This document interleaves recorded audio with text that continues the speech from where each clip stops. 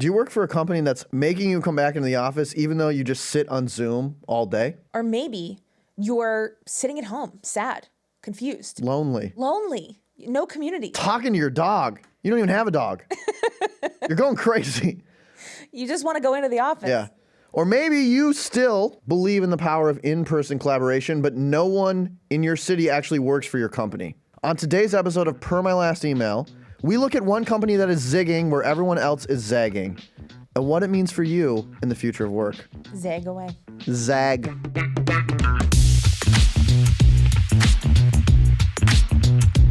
Kayla. Kyle. What's up? Are you insured by Allstate? No. What is Allstate insure? This is actually a completely different show now. What are you talking about? I now work for Allstate, and I'm doing a cold call to you. No, I have a very interesting topic for you on the episode. We recently covered Amazon's return to office mandate. It was our #1 show. It's blowing up. People love it. People are saying it's the best podcast ever. And I came across this article yesterday about Allstate, the company and the insurance company, and they're doing basically the exact opposite of Amazon. So they are ditching 2/3 of their office space across the country. So they have offices kind of all over. And they sold their corporate headquarters in Chicago. Like, they're not even using it anymore. Okay. And instead, about a quarter of their 54,000 corporate employees are going to co-work across the country. So, like, in decentralized hubs. So they're really leaning into the idea of hybrid work, having no one main headquarters, and having a ton of little small headquarters or little small offices across the country, if you will. And the last fact I will give you before I get your reaction to this has allowed them to slash their corporate office spending from $382 million a year to $138 million a year. So it's like a 2/3 reduction, half reduction. Makes sense because they're selling 2/3 of the Exactly. stuff. So a massive cost saving here. Reaction to this idea by Allstate, this is what I'm saying is quite innovative for a large employer. We're actually seeing large employers do the opposite of this. Yeah, so this is a true right now reaction because Kyle had this idea and I have not looked at the article. So I don't know. Honestly, I think that it maybe makes sense. I foresee some backlash here. Okay. Because, I mean, having an office is kind of nice for most people. I guess my question is what they're making their employees do. Like, are you required to attend this co-working space? Yeah, I mean, that's a great question. And if I read more than one article, I might have the answer for you. No, they're not making people go into an office. So let me zoom in on a city to give you like a description of, and I'm going to pick Minneapolis because I'm from Minnesota. It was in the article. So for Minneapolis, there's about 10 Allstate employees that work in Minneapolis. Wait, 10? Yeah. Like 10? Yeah, 10. So super small. 10 in Minneapolis. Okay. Correct. That's not a lot of people at all. That's what the article said. Okay. And if Allstate wants to fact check me, you know my email. 10 people that work in Minneapolis. Okay. And before they were all remote. So they just would work at home, or maybe they would go independently to a co-working spot or independently to a coffee shop. Now they have a shared co-working location that they can choose to go into and have other Allstate colleagues be with them, or they can still work from home. So it's not a mandate, but what they're doing is now they're coordinating with their other coworkers like, oh, let's go in today. Oh, let's go in on Thursday. Yep. And so they can come in, they can meet their coworkers, they can have a little bit of community, but it's not a owned building by Allstate. Right. Allstate is just paying for this co-working license. So not mandatory, but optional. So to me, this sounds like a reaction to where the workforce is and how that's perhaps changed over the past few years. Yeah. So I'm curious what it would be like in like a Chicago. Like if they've sold their corporate headquarters, I'm assuming thousands of people are employed in Chicago by Allstate. Are they if they were going in 3-4 times a week, now they're going into this co-working space that maybe not everyone's going. Do you have the answer to this? Well, yeah. So it's a great call out. Not all of their move is to co-working locations. Okay. So in cities where they do have a sizable population, more than 10, because I know that number really, you really Piss me off, yeah. Yeah, more than 10. In cities where they have a sizable population, they are still doing traditional leases. Okay. But the buildings look different. And this is what I think is really interesting. So, if you look at Morning Brew's office right now, we kind of have a traditional office building where there's just like desks all around. We do have some conference rooms, we have limited phone booths, but for the most part, you're working this like new open office kind of floor plan. Their leases are like really focused on private, quiet rooms or shared rooms for collaboration, but not really these like open floor plan where you're working on like a single desk or you have an assigned desk. Weird. Which I actually think is a lot better. Yeah. Like my issue with the morning brew office is most of your time you're at your desk, which is like out in the open. It's kind of loud. If you want to take a call, you do have to like go into and like scramble for a you have to scramble for a conference room. You have to get lucky to find a phone booth. But really the work you're doing for the most part is either externally on a client call where you need like a private room, or you want to collaborate with your coworkers, but you need a conference room because you're like being loud. Whereas like the open floor plan, there's like, you're kind of doing your own work, but you're not talking to anyone. It feels like it's not an optimal use of space. Yeah. And so I think Allstate is like figuring out the future of the office with this, I with these really releases. like that. Okay. I really like it because what it seems like to me is that they're not delineating in office days versus out of office days, but they're saying this is in office types of work. Yes. And so for me, on the days where I need to grind, like I have a lot of work. I cannot be distracted overhearing someone else's conversation. Right. I cannot be like scrambling to find something for like my 30-minute meeting of the Like day. running to conference room G's booked. You're going downstairs, that's so booked. stressful. Yeah. And that takes up a lot of time. I'm walking to the coffee room. I see a few people. I'm chatting. Like that cuts into my like, I need to be and you'll focused. chat. And I'm a chatter. You'll chat. There's a reason I'm here. I'm a yapper. But so I stay at home those days. And I think that almost having no spots to be seen doing the hard work of focused, head down work is really interesting to me and something I hadn't considered. It's basically saying when you need to collaborate, you go in the office. Yes. When you need to focus, you go home. Exactly. And that's what I think is really interesting about this is I was reading this book called Pattern Breakers. Okay. And I promise this will have a point. Okay. And it's by the guy who like invented seed stage investing. His name. I didn't know that was something that you had to invest. Yeah, but fine. Anyway, we won't get into that. But in the book, he talks about inflection points. And he is all about saying like some technology or some like mindsets require an inflection point where something drastically changes. A new technology comes on the scene. There's a big cultural shift to something. And because of that inflection point, new products or new ways of experiencing the world can be developed. And I think the pandemic was a major inflection point. Yeah, no shit, but yeah. Right, exactly. I'm not saying anything breaking news. My problem is I think we had the pandemic, major inflection point, and a ton of new technologies came on board like Zoom to make remote work possible. But then like the pandemic, quote unquote, ended. And I think either some companies went back to the old way, get back in the office, or leaned so into like, we never have to have an office. You can be fully decentralized, full remote work. And I actually think like the new way of experiencing the world, the working world, will be something like Allstate is doing, where it's actually reverse engineering. What is the problem you're trying to solve? Sometimes you need deep focused work. That means you want to stay at home, or you want to go into an office where no one can bother you. Yep. You want like quiet space. Or you're doing highly collaborative work where you need to be in person, it needs to be synchronous, and you still want to have that community. And that's where like the conference room or like really comfortable open spaces to be with your colleagues, that's where that will shine. And I think some companies have tried to do one or the other. Yeah. And I feel like this new method is doing both in a really strategic way. And I love it. Yeah, I really like that. And I also think it might also like signal the end of FaceTime working. Not okay, on say more. FaceTime, but like We have to clarify for was the so youngins. stupid. I'm sorry. Like sometimes when I go into the office, it's not because I need to be in the office. It's because I want to show face to the people that are in the office, which are typically higher ranking executives. Yep. I want to show, I'll speak for myself. I want to show Austin that I'm working really hard and I'm in the office and like, remember me, you know? Yeah. It's almost a heuristic. It is a heuristic. I hate that word.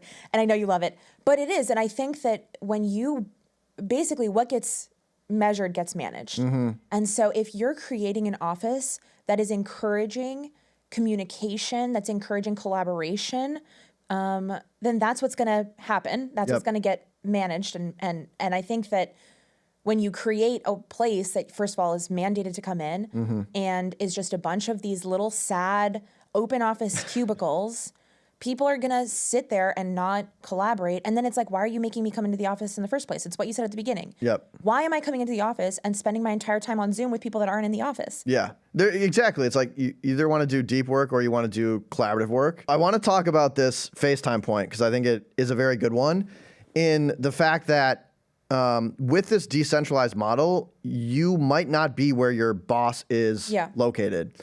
And when you don't have a corporate hub, like we've talked about this, like coming into the office at Morning Brew, it doesn't mean you're a good worker or not a good worker. It means you live in New York. But it is kind of a signal, like to someone that doesn't have complete information about how great you are at your job, that like you're trying. And that signal does mean a lot. It might be a wildly inaccurate signal. Yeah. You could come into the office and quiet quit and surf Amazon. Hang out, talk to people. Exactly. Chat. Yeah. You could do the opposite of what me and Kayla do, which is grind every day. Work so hard. But it's a signal nonetheless. And so my only fear, if I was like going to do this Allstate model where you're like highly decentralized and you're working in very different corporate, like you're working in very different offices across the country, is if I go to work at the Minneapolis office, but all of senior leadership is at like the Chicago office, how do I prove to them I'm like working effectively? Because like then showing FaceTime doesn't really help because they're not in the office I'm at. And so I worry that like for an Allstate like company, if you don't change how you're assessing talent and you don't have a really like hybrid work forward policy, you're not good at communicating over Slack. You don't have like a really strong written culture where people are sending like frequent emails. You're getting updates in a way that allows you to find that signal. I worry that you just don't have a great way to assess your talent. And like for early career employees specifically, that they're missing out on some opportunities to learn from their boss collaboratively and close up in person. So it seems like a really strong model, but there's definitely downsides. And I think more of their work culture has to change alongside of the physical places changing. I agree. And I think that this is the first example that we've at least seen publicly of a company that seems to be thinking about this really intentionally. Yeah, futuristic. And I have to assume, or at least hope, that there's training associated both for the manager and the employee, but also like a reckoning of how have we been assessing, almost going from that FaceTime model, which seems input assessment to output assessment. Right. More like, obviously we should be assessing on outputs generally, but if we're using that heuristic of input, like the output can sometimes be muddled. Right. And like what replaces that signal? Yeah. And have you built the system to like give you those signals as opposed to FaceTime? Exactly. So I would be really interested in hearing like 6 months to a year from now how this is actually going. Yeah. And how they're making the changes, like from a, performance review perspective. What are the new heuristics? What is the new FaceTime? And I think that's really interesting. But ultimately, I think that the 10 employees in Minneapolis were remote already. Yeah. So like if they're still there and they're still thriving at Allstate, they must have had to figure out how to work that without an office. And I think the co-working space is not like forcing FaceTime. It's giving them a new space to do the collaborative things that they've been wanting to do without necessarily having to relocate to a place where there's a big office. What's interesting though about the 10 employees in Minneapolis is like, because it was it went fully remote during the pandemic. It's not like the team in Minneapolis was constructed to like all work together. Right. That's a great point. So like it could be someone in marketing and it could be someone in finance. It could be someone that's doing, corporate strategy. Sure. And they might not actually ever have meetings together. And so that is the other issue, or not issue, just like fact about this is, I still want them to be able to like meet each other and communicate and collaborate and like learn what other people are doing. But what I loved about our setup at Morning Brew is like our team, our Morning Brew learning team, like there's enough of us in person in New York that we're all working on the same stuff. So we got to have a lot of meetings together. Yep. So like the co-working is still better, but it is interesting that like you're still kind of working around people that you wouldn't actually go into meetings with. Right. And I would guess the dream would be like, I wish like our entire marketing team was in Minneapolis. And so you can't really force that, but that is like another downside potentially of this system. I think, let's not, I don't know why we're doing this on Minneapolis specifically, but like I love picking it. on Minneapolis, like maybe what they're solving for with the Minneapolis co-working space is not they want them to work collaboratively together, but they want to reintroduce some of the things that remote employees have been missing, which is community, period. Right? If you're working at your home or you're paying out of pocket for a co-working space, like that's external from the company. You are removed from the company versus having those 10 people, even if they don't have a single reason to talk to each other, it's the same thing. Like there are people in sales that I have no reason to talk to that I chat with at the water cooler or whatever, at the coffee station. And so it introduces that without necessarily introducing the other benefit of in-person work, which is in-person collaboration with your team. That I think maybe is what the new offices in the Chicago space are trying to solve for, perhaps. I think you're spot on. It's like an enhancement from remote work where you're all separate, and at least you're getting to meet some of your colleagues together. I don't think it replaces the need for like once a quarter or every half year offsites with your functional team, because you still want to have some in-person time with that team. And we'll be right back after this. Okay, back to the show. What's really interesting is Allstate has a title, someone called Workplace Futurist. Who's I'm like, this job is sick. That's so sick. Her name is Lauren DeYoung, and she had some amazing quotes in this article, and we'll post the article we're referencing from Bloomberg in the show notes. But she's thinking about all of these questions. And what's really fascinating to me is when you would have a like WeWork model, they would have someone called like a community manager at WeWork that would like run the space and like get people to like talk to each other and make it feel very homey. And I wonder now if companies will have like community managers for all of their different hubs across the country. It's kind of like an HR function where your job is to like make sure that the Minneapolis crew is like having a good time, and you're like doing some programming for them, and you're bringing them together to create this sense of culture at the local level. And I think that's going to be really challenging because before you really only had to focus on like the HQ in Chicago. Now you're kind of juggling 10, 15, 20 offices across the country and expecting your employees that already have a full-time role to like step up and build that culture is probably pretty hard. So I wonder if we'll see some new roles in the future that are like, you're the community manager of the Minneapolis Allstate like co-working spot, and your job is to like do HR functions and create great culture locally at that level. So is the co-working spot exclusive to Allstate, or is it basically, are they like paying for spaces in a WeWork? Yeah, they're paying for spaces in a WeWork in some areas where they like signing a lease would not make any sense. And then in others, they actually have rented a full office. They're just, again, what I was saying earlier, changing how those offices are structured to be a little more forward looking. Yeah, that makes sense. I think it's really interesting, and I really want to look at this in six months or so to see how it's going. But I think this is fascinating. Like, this might be the best like reaction to hybrid work that we've seen, at least personally. Yes. It seems, one, they've saved, over $200 million a year by doing this. So like huge corporate savings. Two, I mean, we both hear this idea and we're jazzed. And I think we represent like a pretty average, like we're normal. We're so average. There's nothing extraordinary about us. Like, I think this is a model that me and a lot of my friends that I talk to would really love. Yeah. And so I do think they've hit on something really special here. And again, like our reaction to the Amazon return to office mandate was like, really, it feels like you're going backwards. Like we've had all this new technology. The pandemic has proved we could do this. And your response is, no, actually 20 years ago, we hit on the perfect way to build an office and it's forcing everyone in. I don't think so.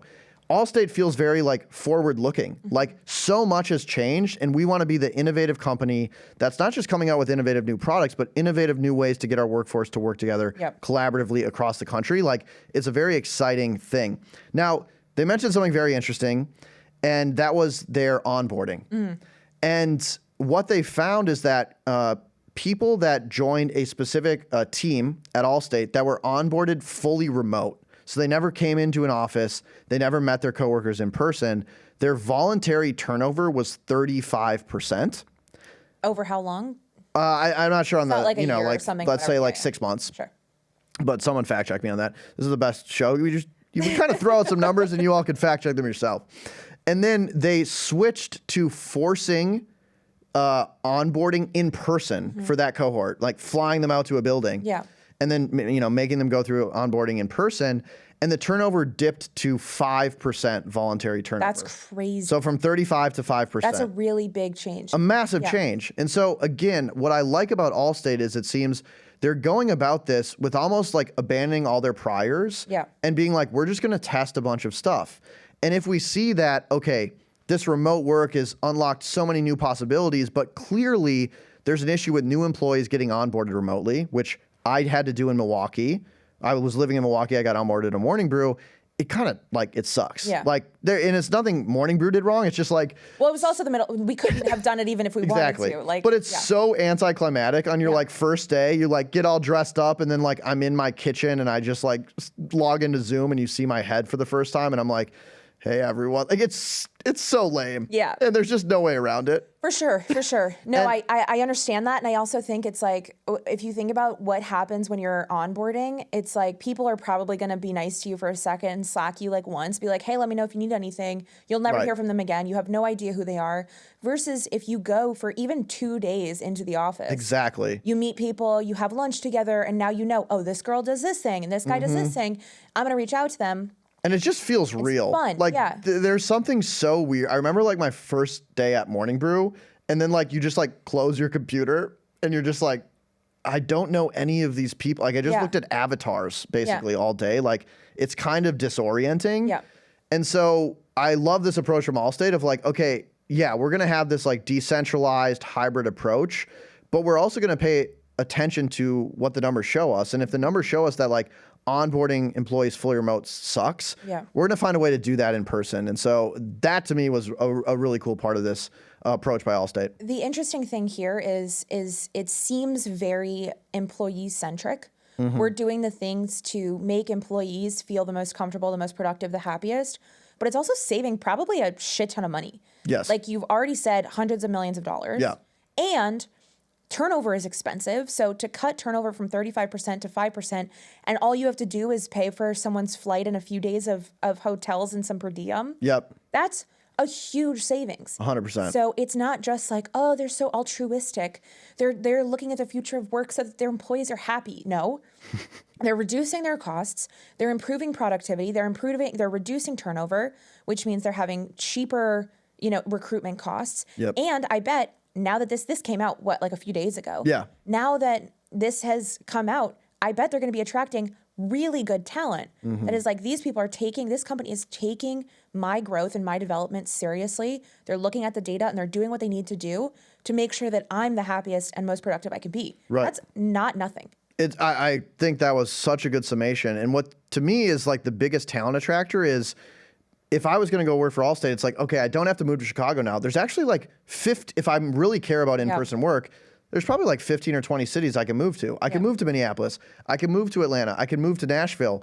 Or maybe you start in Chicago, you decide to have a family and you're like, for whatever reason I have to move to Nashville now. You're not giving up the entire office. You know you're going to have some community across the country. So I think this is the future of talent attraction. And I think it's a really, really smart move by Allstate. I think so too. So if you don't work at Allstate, Kyle, what do you recommend people do? Well, this was actually not planned, but I think it leads perfectly to a graphic I just want to show.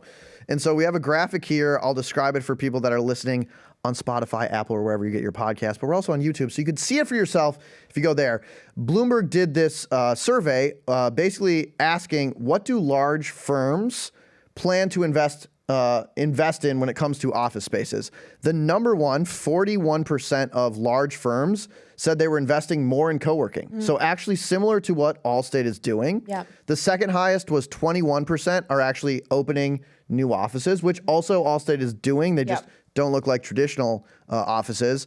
And then 14% said they were reducing office space. So we can work remotely, so we're just going to cut some offices. And then 17% are somehow still not doing anything new. They said no changes planned. They might be asleep at the wheel here. So if I'm not Allstate, what am I doing? Well, I would look at this model. I would say if I have like a big lease, can we get out of it?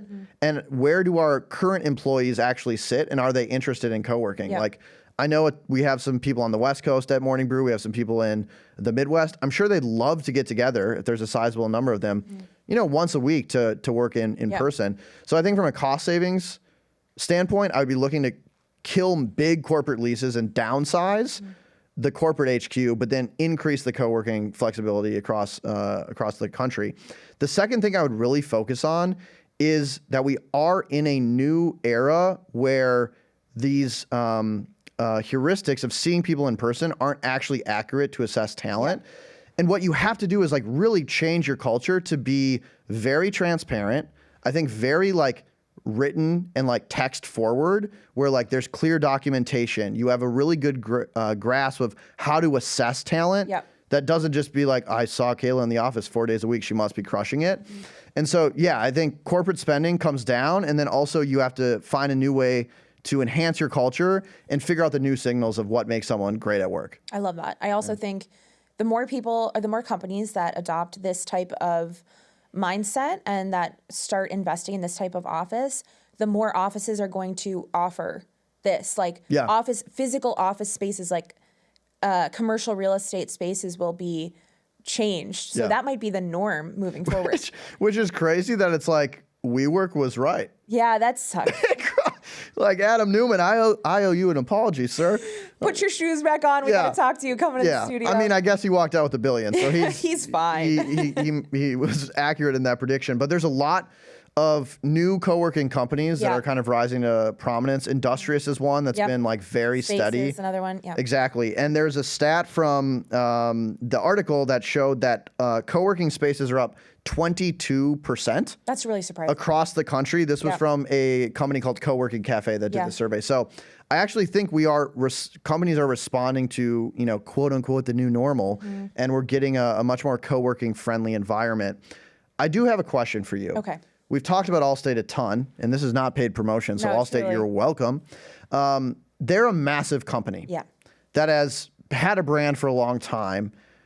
Does this work if you're a startup? Like, do you think that going remote, if you're like a 5-person company and you're saying, no, you don't all need to come to New York, we'll take you wherever you are, that's fine. Like, do you think that this approach scales to a company of any size?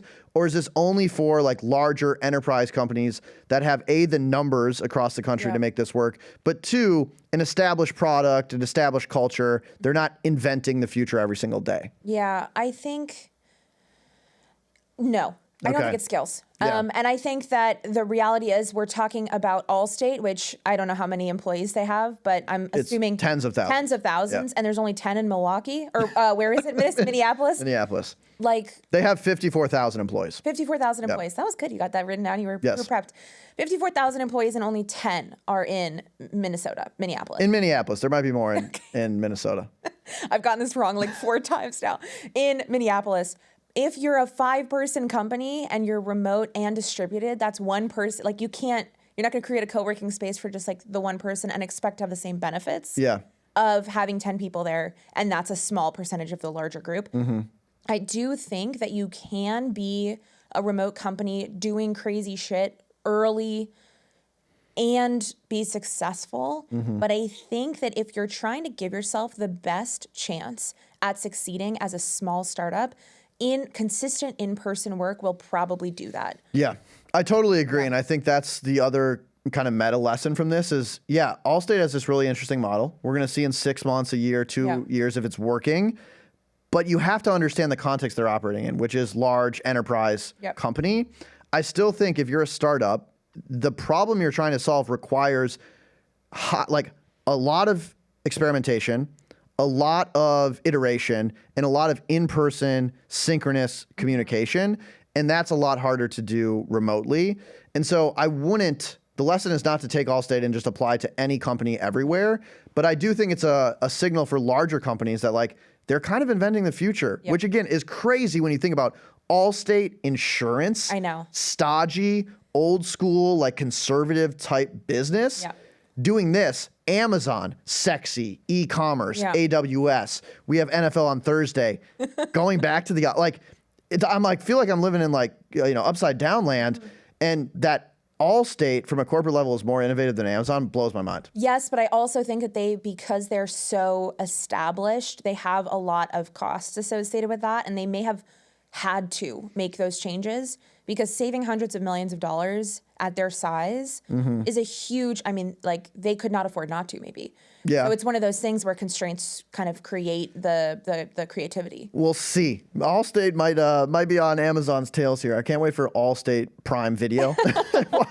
Watch some incredible insurance dramas. It's going to be all the rage. Well, this was like super fun. I'm very excited. We'll have to do another episode in like 6 months to check back in on this. And if you work at Allstate, please message us and let us know how it's going. I would love to hear how it's being received. Seriously. Did we do a good job of articulating what you're actually doing? I hope so. That would be so cool. So per my last email at morningbrew.com, if you're from Allstate, please shoot us an email. If you're not, I would love to hear your thoughts on the episode, but also like, what do you think is the future of work? Is your company doing something similar, dissimilar? We'd love to hear from you and get some feedback on the episode. With that being said, thanks for listening, and let's roll the credits. Let's do it. Our producer is Michaela Heck. Our technical director is Uchenna Wogu. Elias Bautista is our production intern. And our chief content officer is Devin Emery. This show is a production of Morning Brew. Thank you for listening, and we'll see you next week. Later, y'all.